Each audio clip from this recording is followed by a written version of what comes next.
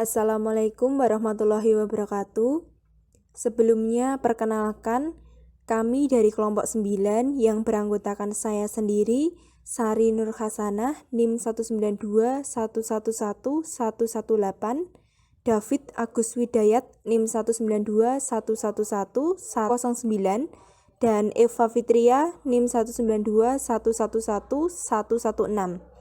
Di sini kami akan mempresentasikan hasil diskusi kami yang berjudul Tokoh-tokoh Aliran Siasah dan Pemikirannya, yaitu tokoh Abdul Wahab Khalaf. Kemudian saya akan menjelaskan mengenai biografi Abdul Wahab Khalaf. Abdul Wahab Khalaf adalah seorang tokoh yang cukup terkenal di kalangan akademisi Islam, terutama dalam bidang syariah Islam. Hal ini tidak lain dikarenakan karyanya di bidang fikih itu banyak dirujuk pengkaji studi fikih dan usulul fikih Islamic law. Kemudian selain itu beliau merupakan tokoh pemikir Islam yang pemikirannya dapat dijadikan motivasi untuk terus belajar di tengah keterpurukan yang dialaminya, di mana beliau hidup di zaman kolonialisme Inggris di Mesir. Abdul Wahab Khalaf bulan Maret tahun 1888 Masehi di kampung Karf al-Zayat, Mesir. Sejak kecil, beliau menghafal Al-Quran di sebuah kutab milik Al-Azhar di kampung halamannya.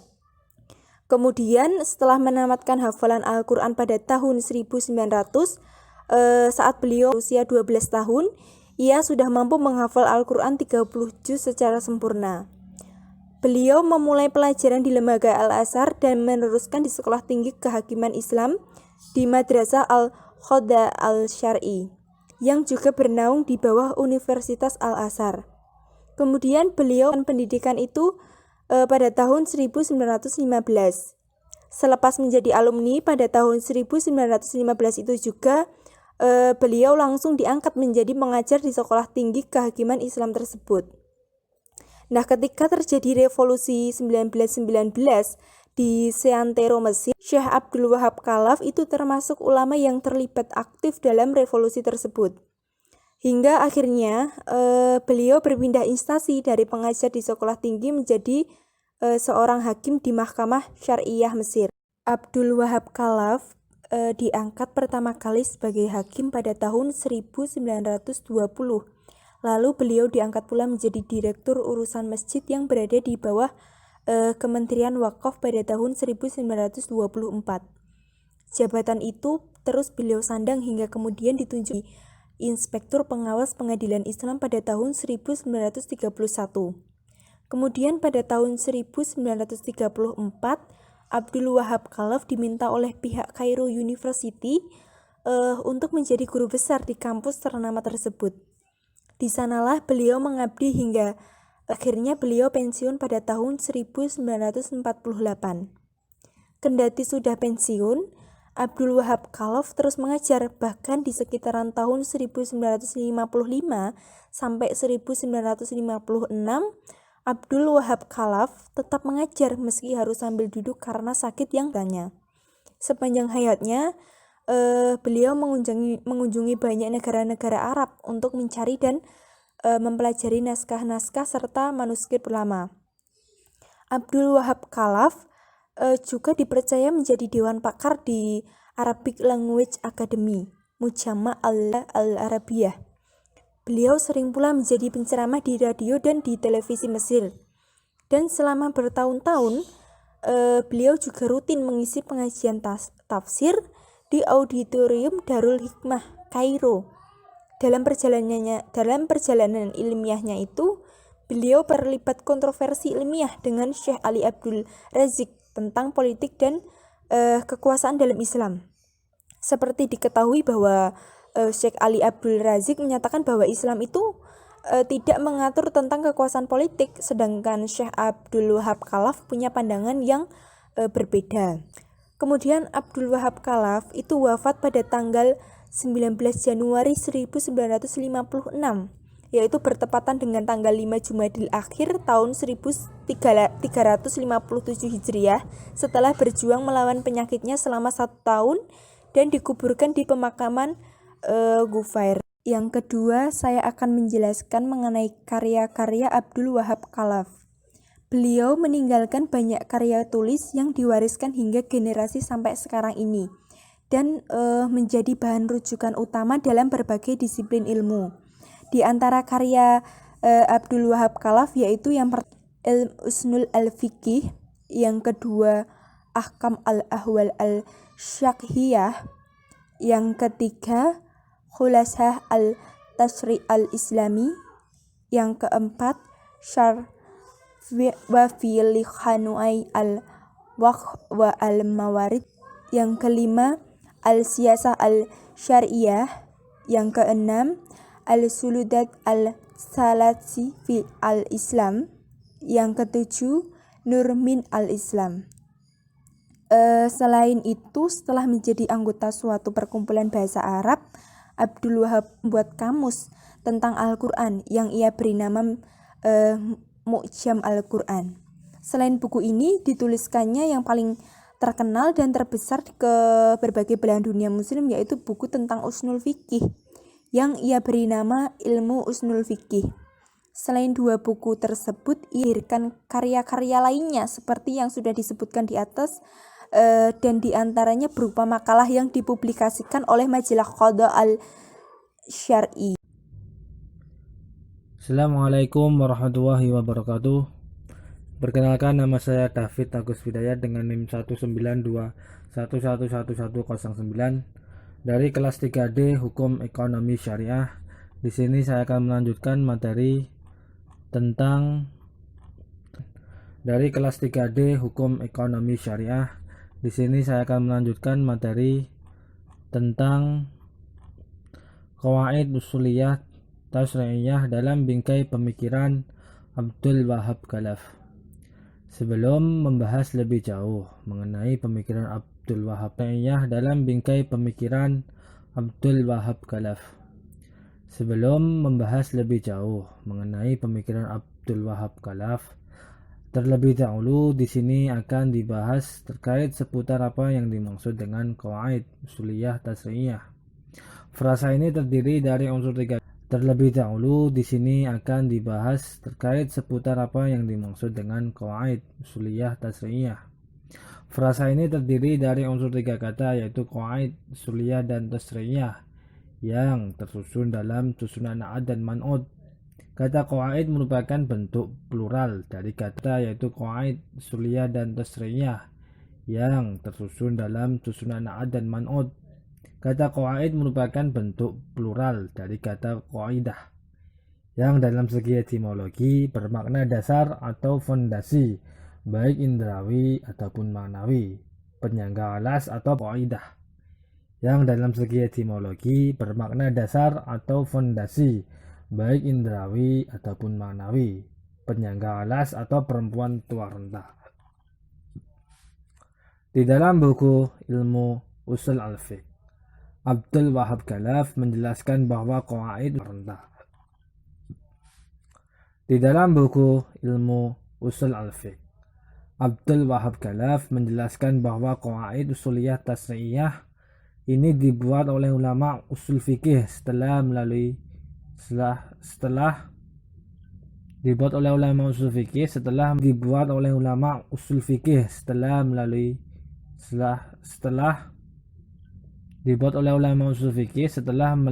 proses pembacaan terhadap hukum-hukum syariat yang telah dan berlalu, argumentasi-argumentasinya, dan juga pada terhadap hukum-hukum syariat yang telah dan berlalu, argumentasi-argumentasinya, dan juga pada hikmah yang lahir dari persyariatan sebuah hukum.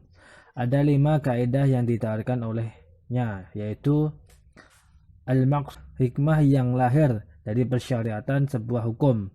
Ada 5 kaidah yang ditawarkan olehnya, yaitu al-maqsad al-am min tashri', tujuan umum persyariatan hukum. Yang kedua, man huwa haqqu maqsad al-am min tashri', tujuan umum persyariatan hukum. Yang kedua, man huwa haqqullah wa man huwa haqq al-mukallaf, hak Allah dan orang yang dibebani syariat. Huwa hak al-mukallaf, hak Allah dan orang yang dibebani syariat. Yang ketiga, man yasuhu al-ijtihadu fihi, batas wilayah ijtihad. Yang keempat, nas al-hukum fihi, batas wilayah ijtihad. Yang keempat, nas al-hukum. Dan yang terakhir, al-ta'arud wa al-tarjih. Ta'arud wa al-tarjih.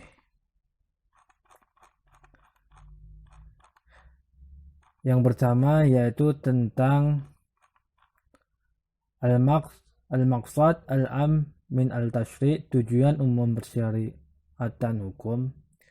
Menurut min al-tashri', tujuan umum bersyariatan hukum. Menurut Abdul Wahab Khalaf, syariat Islam diturunkan bukan tanpa tujuan. Setiap hukum syariat yang diturunkan Allah kepada Nabi Muhammad Shallallahu Alaihi Wasallam pasti memiliki tujuan, kan tanpa tujuan. Setiap hukum syariat yang diturunkan Allah kepada Nabi Muhammad Shallallahu Alaihi Wasallam pasti memiliki tujuan, dan tujuan umumnya adalah untuk mencapai kemaslahatan manusia itu sendiri. Adapun kemaslahatan yang dimaksud tidak pernah lepas adalah untuk mencapai kemaslahatan manusia itu sendiri. Adapun kemaslahatan yang dimaksud tidak pernah lepas dari tiga aspek kebutuhan manusia, yaitu daruriyah, hajiyah, dan tahsiniyah. Tanpa mengetahui aspek ini, yaitu daruriyah, hajiyah, dan tahsiniyah. Tanpa mengetahui aspek ini, hukum syariat tidak akan pernah bisa dipahami dengan benar. Memahami teks Al-Quran dan hadis pun harus tidak boleh lepas dari prinsip yang paling bisa dipahami dengan benar. Memahami teks Al-Quran dan hadis pun harus tidak boleh lepas dari prinsip yang paling berdasar ini. Yang dimaksud dengan kebutuhan daruriyah adalah kebutuhan primer manusia, di mana jika kebutuhan ini tidak terpenuhi, maka dengan kebutuhan daruriyah adalah kebutuhan primer manusia, di mana jika kebutuhan ini tidak terpenuhi, maka keteraturan hidup manusia akan menjadi terganggu, kemaslahatan hidup tidak tercapai, dan akan mengalami kerusakan dalam segala aspek kehidupannya. Manusia akan menjadi terganggu, kemaslahatan hidup tidak tercapai, dan akan mengalami kerusakan dalam segala aspek kehidupannya. Menurut Khalaf, ada 5 hal prinsip yang menjadi kebutuhan dasar manusia, yaitu yang pertama hifdzuddin. Menurut Khalaf, ada 5 hal prinsip yang menjadi kebutuhan dasar manusia, yaitu yang pertama hifdzuddin, memelihara agama. Yang kedua hifdzunaf, memelihara jiwa manusia. Yang ketiga hifdzu al-aql, memelihara akal. Yang keempat hifdzunaf, memelihara jiwa manusia. Yang ketiga hifdzu al-aql, memelihara akal. Yang keempat hifdzu al-ard, memelihara kehormatan. Yang terakhir hifdzu al-amal, memelihara harta. Yang selanjutnya man huwa haq, memelihara kehormatan. Yang terakhir hifdzu al-amal, memelihara harta. Yang selanjutnya man huwa haqqullah wa ma huwa haq al-mukallaf, hak Allah dan orang yang dibebani syariat. Aspek yang kedua yang harus dimiliki, ma huwa haq al-mukallaf, hak Allah dan orang yang dibebani syariat. Aspek yang kedua yang harus dimiliki agar bisa memahami Al-Quran dan Sunnah dengan baik adalah dan benar adalah dengan mengetahui dengan jelas apa saja yang itu menjalankan dan sunnah dengan baik adalah dan benar adalah dengan mengetahui dengan jelas apa saja yang itu menjadi hak Allah dan apa saja yang menjadi hak mukallaf muslim. yang sudah dibebani tanggung jawab syariat. Apa saja yang menjadi hak mukallaf muslim yang sudah dibebani tanggung jawab syariat. Terus yang ketiga, man yasuhu al-ijtihadu fihi, batas wilayah ijtihad.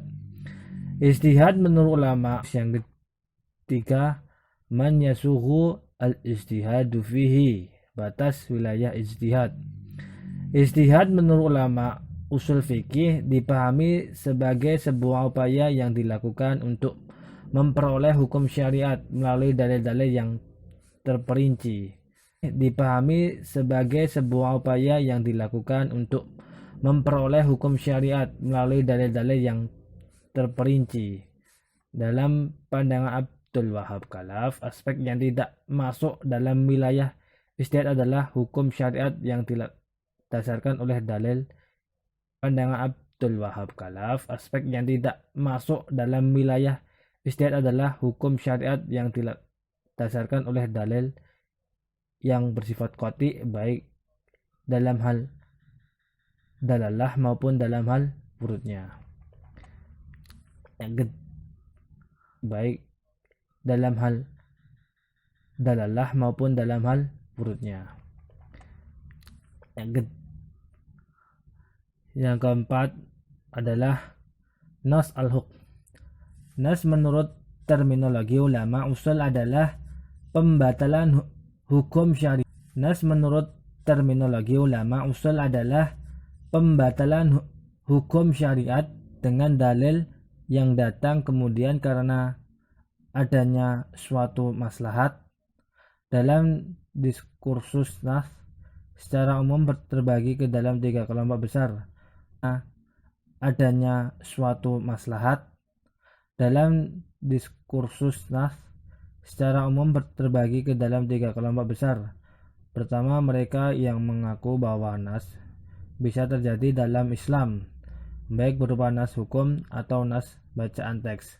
Kedua, kelompok yang mengaku bahwa nas bisa terjadi dalam Islam, baik berupa nas hukum atau nas bacaan teks. Kedua, kelompok yang memandang bahwa di dalam Islam tidak mungkin ada nas. Ketiga, pendapat yang mengatakan bahwa nas hanya terjadi di dalam hukum Islam saja. Dalam Islam tidak mungkin ada nas. Ketiga, pendapat yang mengatakan bahwa nas hanya terjadi di dalam hukum Islam saja. Dan yang terakhir adalah yang kelima, al-ta'arrud wal al-tarjih. Dan yang terakhir adalah yang kelima, al-ta'arrud wal al-tarjih. Al-ta'arrud diartikan sebagian sebuah kondisi di mana ada dalil syariat yang saling bertentangan, namun bagian sebuah kondisi di mana ada dalil syariat yang saling bertentangan, namun yang perlu diperhatikan di sini adalah bahwa pertentangan yang terjadi tidak bersifat hakiki melainkan zahiri. Dalam pengertian bahwa pada hakikatnya pertentangan yang terjadi tidak bersifat hakiki melainkan zahiri. Dalam pengertian bahwa pada hakikatnya tidak pertentangan di dalam dalil syariah. Dalil-dalil ini tampak bertentangan karena akal belum mampu menjangkau dalam dalil syariah. Dalil-dalil ini tampak bertentangan karena akal belum mampu menjangkau maksud yang sebenarnya. Mungkin cukup sekian, kurang lebihnya saya mohon maaf. Wassalamualaikum warahmatullahi wabarakatuh. Mungkin cukup sekian, kurang lebihnya saya mohon maaf. Wassalamualaikum warahmatullahi wabarakatuh. Assalamualaikum warahmatullahi wabarakatuh. Perkenalkan, nama saya Eva Fitria, NIM 192111116. Di sini saya akan melanjutkan dari materi sebelumnya. Dan di sini saya akan menjelaskan materi mengenai pembacaan kritis terhadap pemikiran Abdul Wahab Khalaf. Pemikiran yang pertama yaitu pemikiran Abdul Wahab Khalaf tergambar jelas bahwa ia masih terpengaruh oleh paradigma usul fikih klasik di mana pemahaman tekstual menjadi dasar utama dalam proses pemahaman syariat Islam yang terkandung di dalam teks Al-Quran maupun hadis. Dengan demikian, adanya pemikiran yang masih terpengaruh oleh paradigma usul fikih klasik tersebut perlu sekiranya untuk diuji pemikiran tersebut dengan cara mempertemukan dengan pemikiran lain dengan tema yang sama. Abdul Wahab Khalaf termasuk tokoh pemikir usul fikih modern yang masih berpijak pada dasar-dasar pemikiran klasik di tengah-tengah bangkitnya pemikiran Islam pada saat itu. Pemikiran yang selanjutnya yaitu pemikiran yang berkaitan dengan fikih politik atau fikih siasah. Abdul Wahab Khalaf mengatakan bahwa sumber siasah syariah itu dibagi menjadi dua, meliputi siasah dolimah dan siasah adilah. Siasah dolimah itu adalah siasah yang batil, artinya peraturan perundang-undangan yang dibuat oleh manusia tidak sesuai dengan ketentuan ajaran agama. Sedangkan siasah adiliyah yaitu siasah yang adil. Artinya, siasah tersebut perlu ditumbuh kembangkan serta dilestarikan. Dalam pada itu, siasah yang zalim tidak perlu dilakukan. Ada kalanya terjadi siasah yang adil tercampur dengan siasah yang zalim, sehingga dalam waktu yang sama bercampurlah antara yang adil dengan yang zalim, antara yang benar dengan yang salah. Allah SWT melarang menciptakan suasana yang demikian. Dalam Al-Quran ditegaskan bahwa Allah mengatakan bahwa kalian janganlah mencampur adukan yang benar dengan yang salah, dan kalian jangan menyembunyikan yang benar. Quran Surat Al-Baqarah ayat 42. Menyerukan yang baik dan mencegah kemungkaran dan kontrol sosial berdasarkan agama sangat diperlukan untuk mencegah yang salah dan memilih yang benar serta membuang yang zalim atau yang salah bila disadari. Contohnya yaitu di negara kita, negara Indonesia, sudah banyak sekali siasah yang adil dilakukan. Akan tetapi terkadang disadari atau tercemari kebijakan yang zalim. Contohnya yaitu pada tahun 1973 diajukannya rancangan undang-undang perkawinan yang sekuler. Pernah ada larangan berhijab dan dibenarkannya porkas atau sumbangan dana sosial berhadiah. Akan tetapi ketika rancangan undang-undang tersebut berakhir atau dapat diatasi atau telah ditiadakan, pemerintah menyerap aspirasi masyarakat yang ditunjukkan melalui kegiatan menyeru kebaikan dan mencegah kemungkaran dan kontrol sosial yang berdasarkan dengan agama. Pemikiran yang terakhir yaitu Abdul Wahab Khalaf membagi objek kajian fikih siasah meliputi peraturan dan perundang-undangan yang dituntut oleh hal-hal kenegaraan dari segi penyesuaiannya dengan pokok-pokok agama, merupakan real dari kemaslahatan manusia serta memenuhi kebutuhannya. Maksudnya yaitu bahwa secara global objek kajian ini dibagi menjadi 3. Yang pertama yaitu peraturan dan perundang-undangan, yang kedua perorganisasian dan pengaturan kemaslahatan, dan yang ketiga pencapaian tujuan negara dengan memperhatikan hubungan antara rakyat dengan penguasa. Cukup sekian penjelasan dari kelompok kami. Apabila ada salah kata atau kurang tepat dalam kami menjelaskan, kami mohon maaf. Semoga presentasi dari kelompok kami dapat bermanfaat bagi kita semua. Wabillahi taufik wal hidayah. Wassalamualaikum warahmatullahi wabarakatuh.